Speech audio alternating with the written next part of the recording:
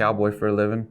I ride a lot of horses and train some horses and take care of other people's cattle. I came from a western background, or like a country background. I didn't grow up on a ranch. My family, we just had horses around. We didn't have any cows. We lived pretty close to town, but I was always trying everything I could do to get away from town. The only time I liked to be in town was for the rodeo. I competed primarily in the bull riding. That was my main event. That's what I grew up wanting to do, was ride bulls professionally. My grandfather rode bulls, is how I got into the sport of rodeo. They would find calves for me to start. We called it getting on, or riding. Idaho has a junior rodeo association. I got involved with that, and then it just blossomed from there. Started graduating up to riding steers to bulls, junior rodeo to high school rodeo to pro rodeo. Bull riding was my dream. I wanted to be one of the best bull riders in the world. And were you pretty good? Yeah, I had talent.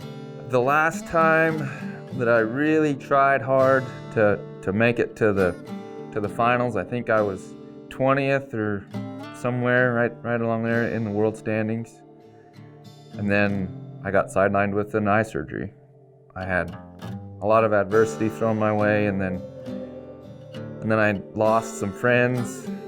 That was probably the toughest mental thing, was all the losses, not just physically to my own body, but friends that I rodeoed with that weren't there anymore. It just took it out of me, and I had to move on.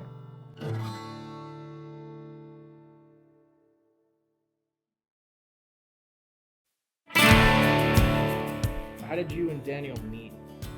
I met Daniel my freshman year of high school at the state finals rodeo. Daniel was a year older than I was, so he would have been a sophomore. I'd heard of him, and I think he'd heard of me. Daniel was always smiling, always had a spring in his step. And it didn't matter where he was at, whether he was behind the buck and chutes, or at the rope and shoot, or going to get a cheeseburger. He always walked with a spring in his step. Had a lot of confidence, but he wasn't in any way arrogant about it. He was always friendly to everybody. How would you describe him as a bull rider? He had a lot of talent, lots of talent.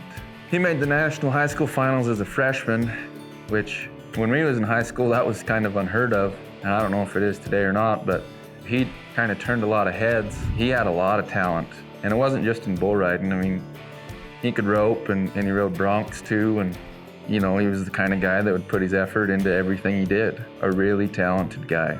Come on, Dan! Get aggressive, Daniel! Woo! Come on, Daniel! Rope it! Come on, Daniel! Go on! Go on! Go! Go! Go! Go! Go!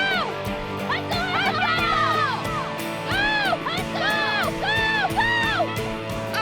Go! Go!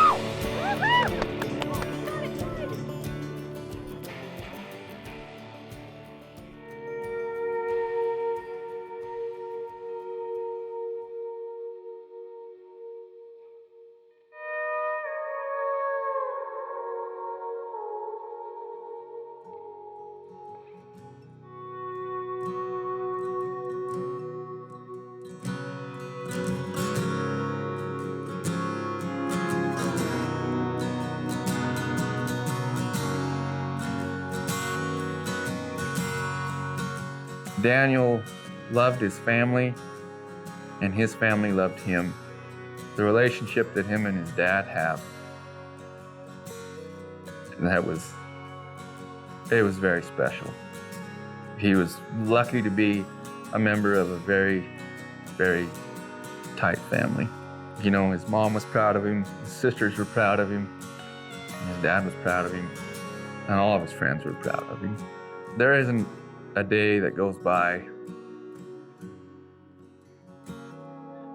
that I don't think of Daniel and his family.